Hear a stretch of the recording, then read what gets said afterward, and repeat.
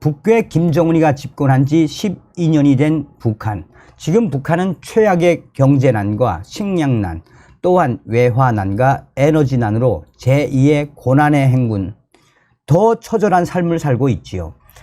김정은이가 코로나 사태 이후에 3년간 북중 국경을 봉쇄한 이후에 얼마나 더 열악해졌습니까? 북한의 신흥 부자들이다라고 할 수 있는 이 돈주들까지 쌀이 떨어진 전량 세대로 전락을 했으며, 북한의 돈주들이 스스로 생을 포기하는 시대가 지금 북한에서 벌어지고 있지 않습니까? 자, 이런 속에 지금 북한의 김정은이가 충격적인 지시를 내려서 핵무기 연구사들이 발칵 뒤집어졌습니다. 또한 북한 군에서도 이제 이러한 충격적인 사태가 계속 이어지고 있으며, 북한 군 간부들까지 스스로 생을 포기하는 이 충격 사태가 계속 확대되고 있습니다. 정성산TV 좋아요, 구독, 알림은 큰 힘이 되겠습니다. 자, 데일리 NK가 왜 김정은이가 이 충격적인 지시를 내렸으며 지금 핵무기 연구사 10명이 왜 쑥대밭이 됐는지 소상하게 전했습니다. 북한이 지난달 중순 핵무기 연구소 연구사 10여 명을 처벌한 것으로 전해지고 있습니다. 북한 내부 소식통은 데일리 NK의 7월 중순 핵무기 연구소 회관에서 중앙당 조직 지도부의 지도하에 핵무기 연구소 당위원회 확대 회의가 소집됐다라며, 여기서 핵무기 연구사 10여 명이 완전히 무장한 보위부 무장성원에게 끌려 나가거나 혁명화 대상으로 선포가 됐다라며, 사실상 김정은의 충격적인 지시에 의해 핵무기 연구사 10여 명이 끌려나가거나 혁명화 대상이 돼버렸다라고 강조하고 있습니다. 소식통에 따르면 이들은 지난 3월 김정은이 핵무기 병기화 사업을 지도하면서 국가 핵무기 종합관리체계인 핵방화세의 정보화 기술 고도화를 주문한 것과 관련해 제기되는 제반 문제들을 가감없이 얘기했다가 당의 유일적 영도 체계를 훼손한 행위로 문제시가 됐다라고 전하고 있습니다. 한마디로 김정은이한테 제대로 이야기했다가 개겼다가 이 쑥대밭이 된 것이나 다름이 없죠. 김정은의 현지지도 이후 달성 못할 연구 계획을 중앙당에 올려보낸 연구소 책임 일꾼들의 행태에 위견을 내고 소신 발언을 했다가 당 정책 위에 군림하려 한 건방진 인테리들로 낙인이 찍혀 처벌 대상이 된 것이다 라고 전하고 있습니다. 소식통은 당 조직 지도부는 3월 김정은 원수님 현지 말씀 관철 집행 정령 총괄을 위한 연구소 당위원회 확대 회의를 지도하면서 이들을 인간 개조 대상 반동들로 낙인을 찍었다라며, 결국 이 핵무기 연구사 10여 명은 체포가 결정됐고, 문제시가 된 핵무기 연구사 10여 명은 수갑을 찬 채로 끌려나갔다라고 전했습니다. 특히 소식통은 집단 처벌 사실이 새어나가지 않게 조직적 비밀로 하고 입단속을 시켰지만 연구소 가족들을 통해 이미 퍼져나가 소문이 자자하다라며, 핵무기 연구소 연구사들은 그동안 많은 국가 공급을 보장받았기 때문에 처벌 사실을 전해들은 사람들은 이들을 혁명의 변절자처럼 표현하기도 했다라고 전하고 있습니다. 다만 핵무기 연구소 내 일부 연구사들은 가문 대대로 일생을 다 바쳐 국가 핵무기 연구에 헌신한 대가가 인간 개조 대상 반동이라는 낙인이니 앞으로는 연구사들 모두가 입을 다물 것이라고 수군거리면서 씁쓸한 반응을 보인 것으로 알려지고 있습니다.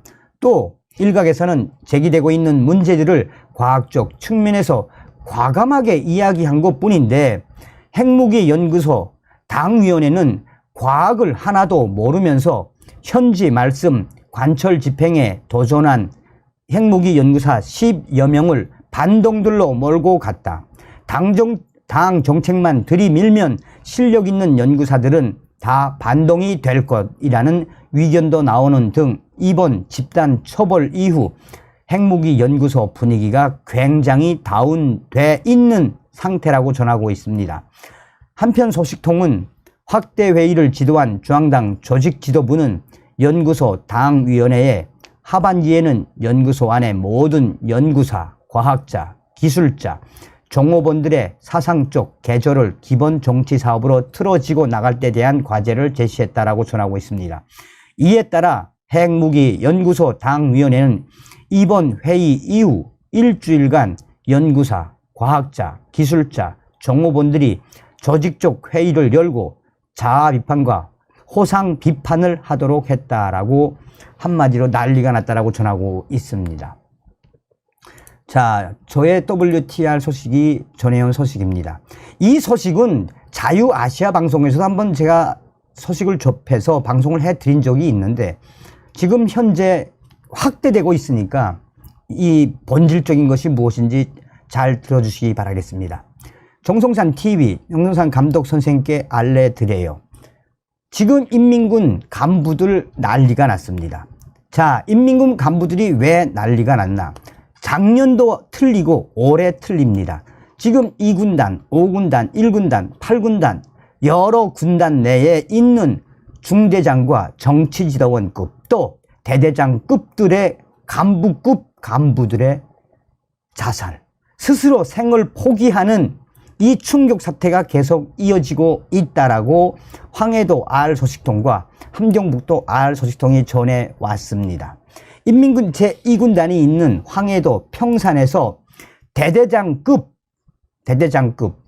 가로 열고 소좌 대대장급 간부가 얼마 전에 훈련을 못한 곳에 대해 꾸지람을 받고 질책을 받자 이 집에 들어와서 신세를 한탄하다가 갑자기 산에 올라갔는데 그 와이프가 아내가 산에서 안 내려오자 산을 뒤져보니까 산에서 스스로 생을 포기했으며 이 대대장급 간부의 스스로 생을 포기한 소식은 지금 이 군단 내에서 수군거리면서 확대되고 있습니다.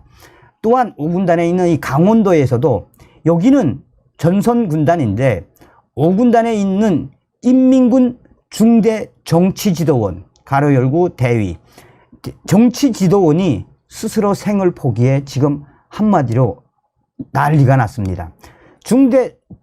가로 열고 중대 정치지도원 소개해 주기 바람. 자, 중대 정치지도원은 뭡니까?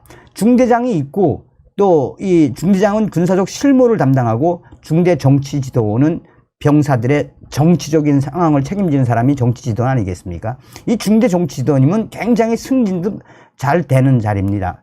자, 이 5군단 중대 정치지도원이 스스로 생을 포기한 이유는 아이러니하게도 2달 동안 이 군관 가족들 배급을 못 받았는데 배급을 못 받으니 중대 정치지도원이 아는 집에 가서 쌀을 구워오고 또 다른 집에 가서 쌀을 구워오고 이런 배급을 못 받고 쌀을 얻어오다가 한마디로 본인 스스로가 자괴감에 들어서 유서를 쓰고 이 중대정치들도 스스로 생을 포기했다라고 전하고 있습니다. 나아가 좀 공급이 괜찮다는 평양시 방호사령부에서도 지금 인민군 간부들 스스로 생을 포기하는 사태가 이어지고 있습니다. 평양시 형지상구역에 있는 방호사령부 가로 열고 고사총 중대 고사총 대대에 있는 이 중자 간부 대열 간부, 그러니까 대열 간부는 이제 인사과에 있는 간부란 뜻입니다. 이 중자 대열 간부가 어느 날 이 부대에 있는 병사와 함께 그 병사의 집을 찾아서 달러도 좀 얻어오고 돈도 좀 얻어 쓰고 그래서 잘 나갔었는데 또한 그 대대에 있는 다른 병사들을 몰래 휴가를 보내고 또 휴가를 보내주면 달러를 받고 달러를 또 받으면 또 휴가를 보내고 그래서 대열 참모가 병사들을 상대로 달러벌이 장사를 했는데 이게 들켰단 말입니다. 어떻게 들켰나? 이 친구가 이 연대급에다가도 좀 뇌물도 고이고, 연대급에도 뇌물을 고해서 본인이 승진을 시키거나 휴가를 보내고 좀 입막음을 했어야 되는데 요걸 못했다는 게 그 방어사령부 소식통의 핵심이에요. 그러니까 이 고사총 대대에 있는 이 친구가, 이 대열 참모가 자기만 달러를 받아 먹음에, 자기만 이민패를 받아 먹음에 위에는 고이지 않고 진탕망탕 쓰다가 쳤는데, 이게 딱 들키니까 더 이상 빠져나갈 수 없으니까 또 중앙당에서 또 인민군 보위사령부에서 이 소식이 올려가 가지고 체포가 되게 생겼으니까 이 대열 참모는 스스로 생을 포기하면서 자기 이 아내에게 장문의 유서를 썼는데 미안하다, 먼저 가서 미안하다라고 소식을 보내왔습니다. 자, 지금 현재 이 북한 군 내부에서 군 간부들이 이렇게 스스로 생을 포기하는 일련의 과정들은 뭐겠습니까? 한마디로 북한이 얼마나 어렵다는 이야기입니까? 이 자유아시아 방송도 그 전에 뭐라고 강조했었습니까? 그러니까 북한 군 간부들이 이 중대 정치지도원이나 뭐 이 대열 참모급이나 뭐 이러면, 그러니까 한마디로 인민군 간부들도 배급을 못 받고 또 얼마나 자괴감이 들고, 지금 서두에도 말씀을 드렸다시피 북한의 돈주라고 할 수 있는 이 신흥부자들, 이 돈주들이 지금 몇 년 새에 스스로 생을 포기하는 시대가 온 게 뭐겠습니까? 이유는. 그래서 저희가 강조하는 게 뭡니까? 우리는 반드시 윤석열 시대의 북괴 멸망, 북한 동포 구출의 통일의 기틀을 반드시 만들어 놔야 합니다. 북한은 지금 정말 어제가 다르고 전달이 다르고 작년도 하고 올해가 다르고 계속 최악의 사태로 갈 수밖에 없는 것이 바로 김정은 정권입니다. 윤석열 정부가 중국 공산당을 향한 발톱을 계속해서 드러내고 있는 그 본질은 무엇이겠습니까? 사실상 문재인 주사파 정권 5년 동안 중국은 거대한 산봉우리다라며 얼마나 굴욕적인 친중 정책을 폈습니까? 문재인 정권 당시에 중국인들과 조선족들이 대한민국의 부동산 얼마나 많이 헤쳐먹었습니까? 그뿐이겠습니까? 위료보험부터 시작을 해서 대한민국 곳곳을 차이나타운으로 만들려고 했던 중국인들의, 또 중국 거문 커넥션들의 흔적들, 윤석열 대통령과 또한 한동훈 법무부 장관, 원희룡 국토부 장관이 작심을 하고 중국인들을 옥조이고 있죠. 이에 지금 중국 최대 커뮤니티 난리가 났으며 중국인들이 한국에서 못하는 네 가지, 이 네 가지가 무엇인지 소상하게 전달해 드리도록 하겠습니다. 한마디로 윤석열 대통령 시대에 천멸중공, 반중 친미의 그 시대를 가열차게 열었다라고 해도 과언이 아니겠습니다. 한국에서 중국인은 되는데 중국에서 한국인은 안 되는 것들, 지금 윤석열 정부와 국민의힘이 중국과 상호주의 차원에서 바로잡아야 할 네 가지를 계속해서 정책으로 앞으로 확대시키려고 노력을 하고 있으며 빠르게 시행령들을 개정하고 있습니다. 사실상 윤석열 정부와 국민의힘이 중국인들 안 되는 네 가지에 대해 작심을 하고 앞으로 정책으로 실행할 예정이어서 중국인들 최대 커뮤니티가 난리가 났습니다. 우선 중국인들이 한국에서 안 되는 네 가지.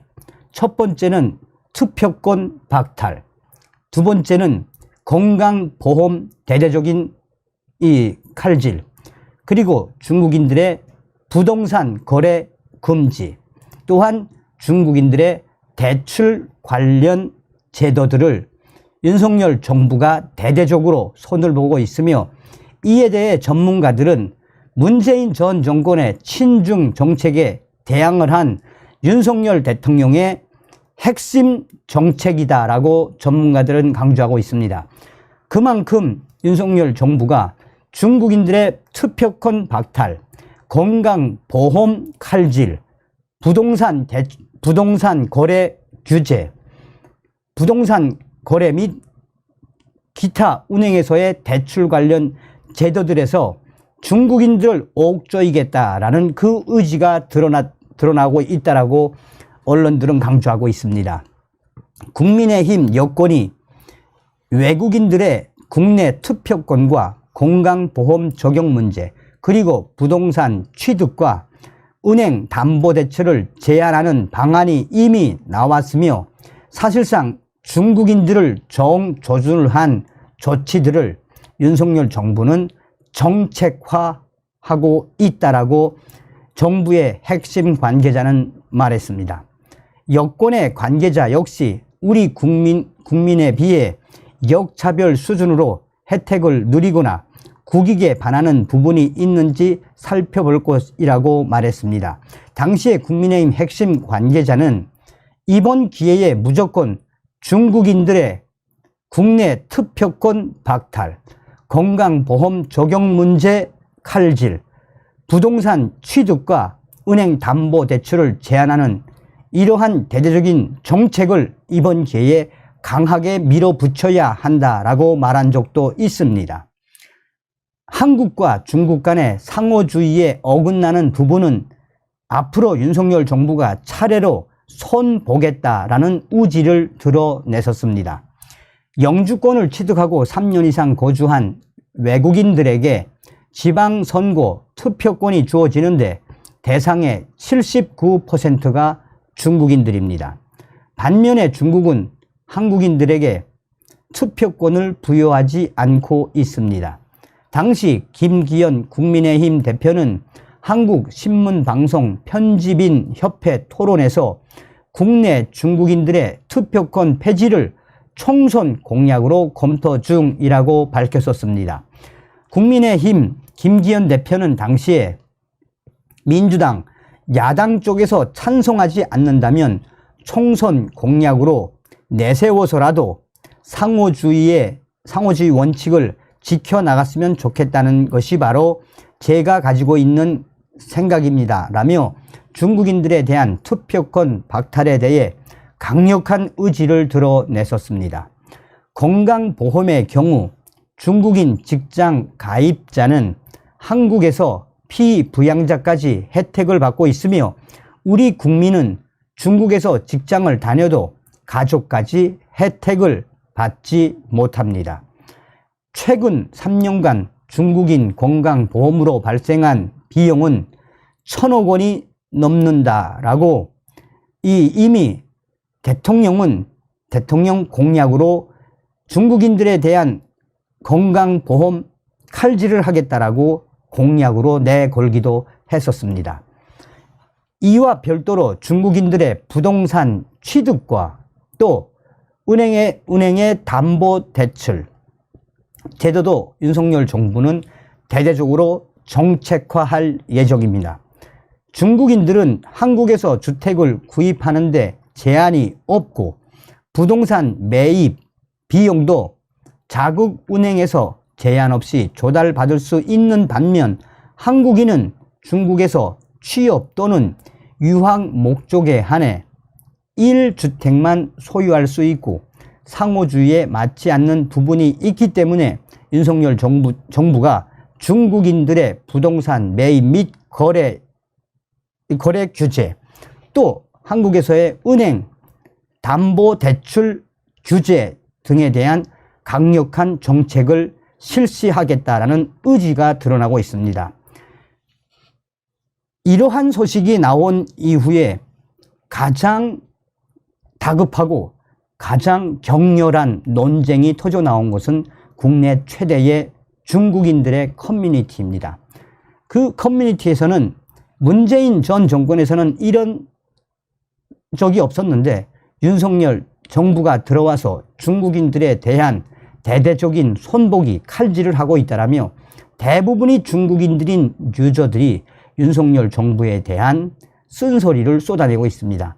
그래서 제가 어디인가라고 한번 국내 최대 중국인 커뮤니티에 들어가 봤더니 약 한 30만 명 정도의 회원을 보유한 그 커뮤니티에서 매일매일 중국인들이 윤석열 정부에 대한 그야말로 성토의 성토를 이어가는 글들이 빠르게 확산되고 있습니다. 그러니까 무슨 이야기입니까? 무슨 이야기입니까? 왜 중국인들이 이렇게 발칵 뒤집어 졌겠습니까? 중국인들이 한국에서 할 수 없는 이 네 가지, 투표권, 박탈, 건강, 보험, 대주긴, 칼질, 부동산 거래 규제, 대출 관련 규제, 무엇입니까? 꺼져. 너희 중국으로 가. 뭐 이런 이 윤석열 대통령의 워딩이다라고 해도 과언이 아니죠. 다음 시간에 뵙겠습니다. 멸공. 정성산 TV 좋아요, 구독, 알림은 큰 힘이 됩니다. 후원해주시는 모든 분들께 가열차게 멸공.